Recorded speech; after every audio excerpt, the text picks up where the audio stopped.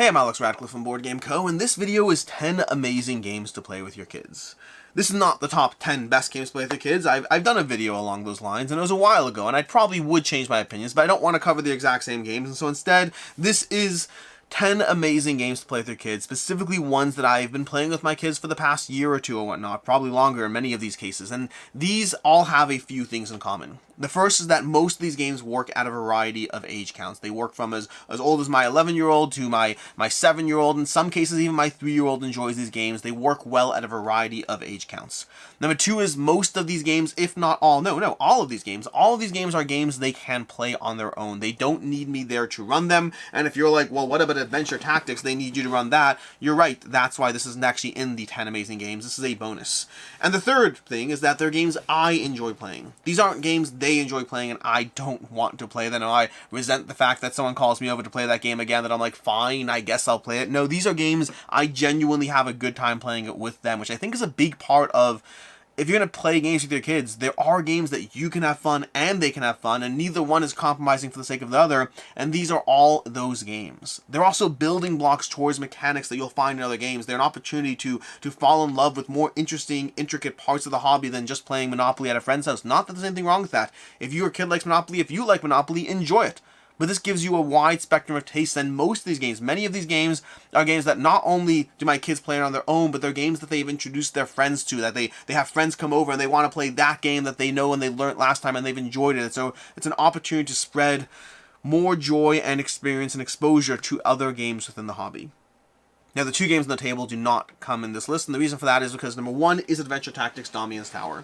This game is a building blocks of a dungeon crawler. This is a very intricate dungeon crawler that is probably older kids range. I'd say probably 8+ with you running the game. This is a game I'm sure kids can run themselves, but it's a bit more involved, a bit more invested, and there's more going on here. And so I think Adventure Tactics Domianne's Tower is a great time, and I do recommend it, and I did want to talk about it. But it broke the rule of these all otherwise being games my kids can run themselves, and so to that end, I'll include it as a bonus pick, and also because I like having bonus picks in my videos. And then Leo the Lion, and also not present here because it's not currently in the house, it's lent out, but we have Leo the Lion and Baron Park are two other games that were in my last video I did on the subject. I did a video on this like 3 years ago. I'll include a link down below to the 10 best games to play with your kids. It's a video I did a long time ago, and that list still holds up. I've looked over the list, and most of those I still think are phenomenal choices to play with your family. But two of them stand out more so to me, Leo the Lion and Baron Park. And Baron Park is very well known, Leo the Lion less so, but Leo the Lion is a memory cooperative experience. And memory, I know that's going to scare off a lot of people, but it works well as a cooperative game. It works amazingly as a cooperative game. I think this is a fantastic game that I always have a fun time playing with my kids as we work together to try to remember the pathway Leo is taking on the way to the barber. And then Baron Park is a polyomino game, an introduction to polyomino games that is a delightfully good time. It's great, and I play that with my regular gamer friends, and I think Baron Park is fantastic, and it's one that is just so much fun to engage in, so easy to play. My kids don't really play it to win, they just play it to place tiles down their park, and sometimes they win, sometimes not, depends on the kid, honestly. But either way, those are going to be the 3 games we're not including on this list. Which means now it's time to dive into the 10 games. And let's start off with one which is definitely more family focused, and that's Via Magica. Via Magica is delightful. This is basically bingo for the most part. It's a game that's based on Rise of Augustus, and it's a game that you're basically going to have these portals over here, these portal cards, and you're drawing tokens from a bag, and you're going to use those tokens to power up which portals you slowly build out and fill. So it's bingo. You draw a thing, and like, who's got fire? I got fire, bingo. That's effectively what you're doing, which sounds like it's not that engaging, but it really works well in this game. First of all, the engaging artwork really pulls you in. The artwork is amazing in this game, and it pulls you into the experience. But then more than that, what it does is it has this tableau building and point scoring and trying to balance the various portals you take as you build out these portals, because you want to have a diverse set of various elements. You want to be mindful of the stats of which elements are in the bag, and you want to use the powers of the various portals you finish in order to continue driving your engine forward. This is a great game. My kids have a blast playing it. I have a lot of fun playing it, and overall it's just a great game. Designed by Paolo Mori. It's a fantastic bingo kind of condensed into an accessible, fun little board game. We also have Here to Slay, which Here to Slay is one that very much falls into a bit more of a almost adjacent genre. This is a little less, strategy heavy game, and this is much more draw a card, play a card, draw a card, play a card to hurt your opponents. But it is the best one, and to help yourself. But it's the best one in that genre. In a world full of games like Exploding Kittens and, I don't even know what else there is. Exploding Kittens. What's the other one? There's one recently that's a big deal. oh my gosh, I can't remember what it's called. There's a whole bunch of these games that have you playing a bunch of cards. You draw cards, so you can play cards, so you can do the abilities, so you can get in the way, and they all hurt you in different ways. And I'm forgetting one recently that I played. It's about the dinosaurs and disasters. It's about disasters and the end of the world. I can't remember what it's like. But either way, Here to Slay though. Here to Slay is a fantastic one, and it's my favorite one to personally play within the genre. You have cute, engaging art from the Unstable Unicorns universe. There's a bunch of games, again, Unstable Unicorns is another game that's in that genre, and I don't like that one quite as much. But Here to Slay is easy to play, plays well at 2, 3, 4, 5. What's the maximum player count? 6 players, I think this is. It goes up to, I don't even know the player count, it goes up to 6 players over here, and it's a lot of fun to get into. It's one of my kids' go-to games to play with their friends. Just this past week, my daughter had a bunch of friends over, and they're like, can we play Here to Slay? Can we play Here to Slay? From people who don't otherwise play these kinds of games. They were excited to pull this one out and table it. It's a great game. I highly recommend it. Similarly, in terms of games that are great games I highly recommend, which is this entire list, we have Cloaked Cats. Cloaked Cats is going to be the only Haba game on this particular video. Haba games in general make fantastic games to play with your family, although they do range in terms of whether they are fun to play yourself as well. But this one, Cloaked Cats, is one that I very much enjoy playing it. I have a lot of fun playing this one. This is one in which you're trying to deduce what cat the person has. So people all have these cats and their attributes, and you're trying to figure out, well, which cat do you have? What are the attributes in play? So you can try to slowly deduce, well, is your cat this color? Does it wear that kind of hat? And you're slowly piecing together the various attributes through a slow process of deduction and making accusations along the way. It's simple to play, it's fun to play, it's just fun, it's easy, plays in 25 minutes, and it gives you that sense of deduction as you try to figure out, okay, well, you're this, I know I have that, and that's this, and they asked you that question, and therefore you're this. As you slowly figure out the 3 different attributes each player has behind their screen and try to piece them apart one at a time to figure out who and what they are as you play through it. My Lil Everdell is a recent one, possibly the second most recent one to my collection. No. Yes, second most recent one to my collection, most recent one in terms of when it came out. My Lil Everdell is the, well, more family-friendly version of Everdell. And it's so easy to play this game. It's got the adorable, incredible art from Andrew Bosley, the world of Everdell that you fall in love with, and it does so in a way that is just incredibly accessible to play with your family and friends. This is not a game I recommend if you just like Everdell and you want another version of Everdell. Just keep Everdell, it's great. But if you want a slightly more dialed-down version of Everdell, giving you the same core mechanics, the same worker placement, the same degree of trying to build up your resources, a drop of tableau building as you try to figure out endgame scoring and goals, all these things that are good building blocks of gaming, but you want them in an accessible package that, again, my 6-year-old has played. He's not 6 now, but he was 6 when he played this the first time. My Lil Everdell is excellent. Highly recommend this one. A 6-year-old picked this up just fine, was able to table it, and had a great time doing so. I think this is a fantastic game, and it's one of my new favorites as far as a great game to play with your kids. Then we have Tiny Turbo Cars, which is one of these racing games that is a more recent edition. This is the deluxe edition in front of me, but there are retail editions as well. But Tiny Turbo Cars is one in which you're basically playing with a little slide controller. That's what you're doing. You know those little slide puzzles where you're trying to structure out the various symbols in order to build out the visual puzzle on the board? You're using one of those, but this time you're using the symbols to drive your cars forward. In this racing game, you're going to be building out tracks. You're going to be using asymmetric cars with their own abilities, and you're using a slide puzzle to try to program out. This game introduces the elements, the building blocks of action programming in board games. There's a lot of fantastic games that have action programming. Mechs vs. Minions, Robo Rally, a bunch of other games, and Tiny Turbo Cars gives you that building blocks of it, but in a way that's very accessible, lots of fun, introduces the chaos of racing in just a fun, engaging experience that, again, I'll happily play this with my friends, and I'll happily play with my kids as we sit there and blow missiles out the water to try to knock your opponent into the sliding puzzle so they can skid against the wall and then hit that thing and just take damage and to throw out your batteries and all that stuff. It's a great game. It's a lot of fun to play with, and it gives you, again, racing is just a core element in gaming. It's so easy to understand and get into from a kid's perspective to play a racing game. One of the games on the last list I did was Crazy Race, which is a hard game to track down, but a lot of fun, and my kids enjoy that one. And this is another racing game that my kids enjoy. They are intuitively pulled towards games that give you concepts that are more identifiable, and that's certainly true with a game like Tiny Turbo Cars. And speaking of racing game, we have the newest addition to my collection, which is Dodos Riding Dinos. This one as well is just a lot of fun for them to play through. This is a lot of fun in terms of, again, the core rules of Dodos Riding Dinos. There's 4 different maps to play through, 4 different sides of the board, and technically each map has 2 different laps to it. But what you're doing is you're just playing a card in your turn. That's all you do. You play a card, do the card, resolve that process until eventually someone crosses the finish line. But the cards have abilities in them. And then there's stronger cards, but you cancel out the stronger cards if 2 people play them. And then the rest of the time, you're dropping various elements or flicking various various elements, tossing elements onto the board as you try to throw bananas and meteors and rockets all at your opponents in the game, each with a different way that you flick them on. So that dexterity element gives a degree of fun that keeps the kids invested. It keeps them all just having a good time. If someone tries to flick something across the board or toss a banana or a feather, I think you toss the feather, you kind of throw the banana, all these different ways of throwing different objects against the other players, all while executing on a variety of abilities, including abilities like swapping first and last place and things like that are both chaotic and could be frustrating, but they give players a good time. They ensure that everyone at the table is having fun. Dodos Riding Dinos is one of the more accessible racing games. I think it's a drop easier to play than Tiny Turbo Cars. I find Tiny Turbo Cars to drop more rewarding, but both of them are great games and I'm happy to play with them, and they all have a good time doing so.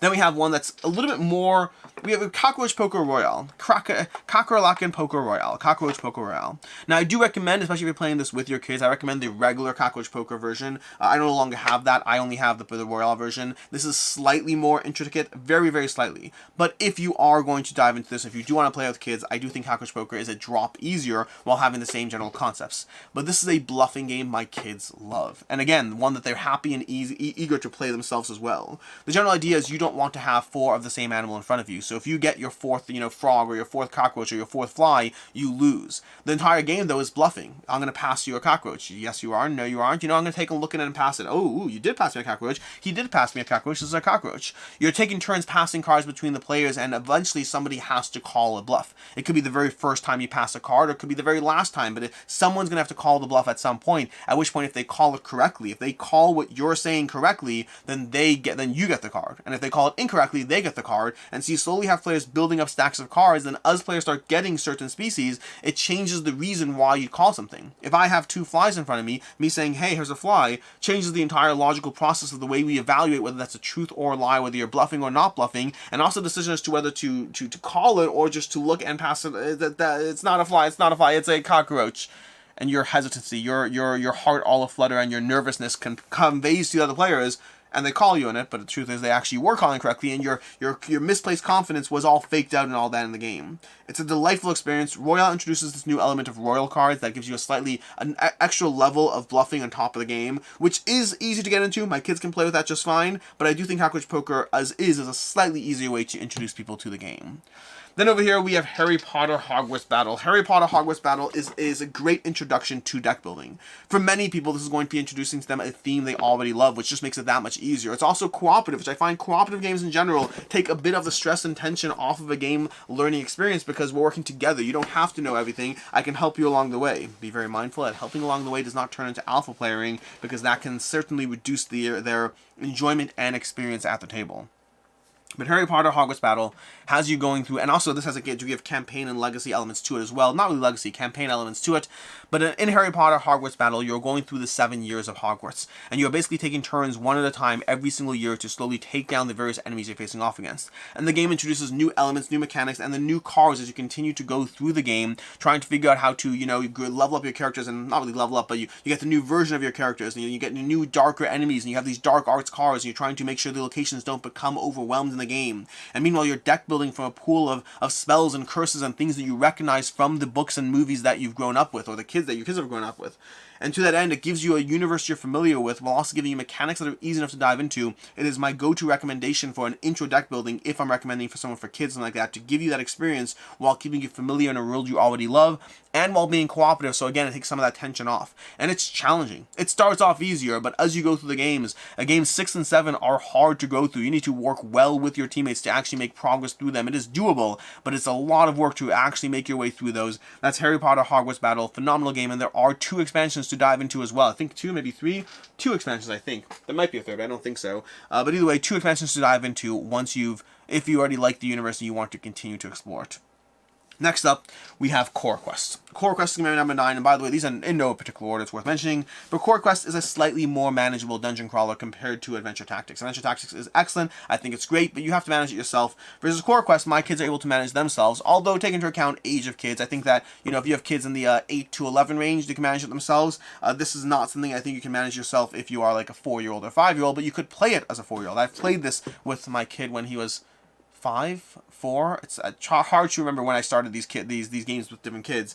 But either way, CoraQuest is rated as 6+, and I think you can play it at 6+, but I don't think you can manage it yourself at 6+. But CoraQuest is a dungeon crawler created by kids. By kid. created by kid, with art by kids. But CoraQuest is a dungeon crawler with a bunch of scenarios as you try to figure out the adorable little artwork you have in the game, as you try to control your heroes and gather the various equipment and walk through the dungeon and fight various baddies along the way. It is easy to manage. The sequencing is very easy to go through. My kids do often insist on running through and opening up all the doors, and not really doors, but exploring new tiles and constantly putting new monsters in place so that we inevitably die, which I guess it's good that the game is balanced around that level of difficulty, because you can actually do that a decent amount and still win. You can't do it all the time. You can do it a decent amount and still win. The game gives you that leeway where you can play it at the having fun level as opposed to them trying to optimize around a dungeon crawl level. I will say that from all the games I sit there and say that I enjoy playing these with my kids, I do enjoy playing these with my kids. CoraQuest does have that slight asterisk of, I do enjoy playing with my kids, but there's a part of me that is clenching my teeth every single time a new tile is explored while there's already 7 monsters on the board. And I'm like, I'm having fun. No, go ahead. Go do that. Yeah, no, I believe in you. I believe in you. We're going to die. We're going to die. It's all your fault. We're going to die. You have to kind of hold back those thoughts. It's not great for your kids' self-esteem and morale, but they will eventually learn that they are going to die as they continue to do so. But CoraQuest is delightfully fun. Lots of charm to the art, the character design. It's an easy game to set to table, and I really overall enjoy both the aesthetic, the art, and just the gameplay and all that. Oh, I should note for a disclaimer's sake that I covered this game as a prototype, and I liked it as a prototype, but also one of the adventures in the game is for myself and my daughter. So its inclusion on the list, take it into account that there is a scenario in there that I wrote, so just take that into account. And then lastly, number 10 on this list over here is we have Rec Raiders. Now I know, first of all, KTBG, Kids Table Board Gaming, they have a bunch of games that are great for this category. And I would say Creature Comforts is usually going to be most people's go-to pick, and Creature Comforts is fantastic and you should check it out. But while including the games on the list, Rec Raiders is the one my kids tend to resonate with more. I like both those games. If I was picking one or the other, I don't even know which one I'd pick. I think they're both fantastic. But Rec Raiders is the one my kids always go to. There's something about it where they love building up they're getting the various aquariums that they're building in the game and trying to gather all the resources they can get over here in order to slowly build out your treasure vault as you take different tiles and try to make sure you have different backs to them, also while trying to build up your aquarium and all these different shapes and sizes of different fish you have in the game. Rec Raiders is a lot of fun. It has you rolling dice into the box lid, assign them to various zones, has worker placement with pushing people out to a degree, so it's a lot of mechanics are built into this game very nicely, and I think it is overall my kids' favorite kids table board gaming. Again, Creature Comforts is fantastic. I debated which one to pick for this video. I almost picked both, but ultimately Rec Raiders took the win over there. But that's what we have over here. These are 10 games that I enjoy playing with my kids, and my kids enjoy playing, and they're able to table and manage it themselves. We have Lil Everdell, Tiny Turbo Cars, Dodos Riding Dinos, Rec Raiders, Croc and Lock and Poker, Cockroach Poker Royale. We have Cloaked Cats, Here to Slay, Via Magica, CoraQuest, and we have Harry Potter Hogwarts Battle. There's a ton of mechanics in these games. There's worker placement, there's bluffing, there's racing, there's deck building, there's dungeon crawlers, there's a little bit of bingo adjacency, there's deception and bluffing, more deception from Cloaked Cats and bluffing from Cockroach Poker. There's a lot of mechanics, tableau building from Lil Everdell, a little bit of tableau building from Via Magica has a bit of tableau building, Rec Raiders has a bit of tableau building. There's a lot of stuff going on in these games and a lot of mechanics and things that are both great building blocks to gaming. But also they're just good times to have. Good times that your kids can have themselves, good times that you can have with your kids. These are just fantastic games that I always enjoy playing with my kids and highly recommend. And also, don't forget Leo the Lion, Baron Park, Adventure Tactics, and so many others. In any case, until next time, I'm Alex Radcliffe from Board Game Co. Let me know in the comments down below your favorite pick as far as a game that not only do your kids enjoy, but that you enjoy as well, that both of you are into, both of you are happy with, and is always a good time when it hits the table. In any case, and as always, I hope you have a good one.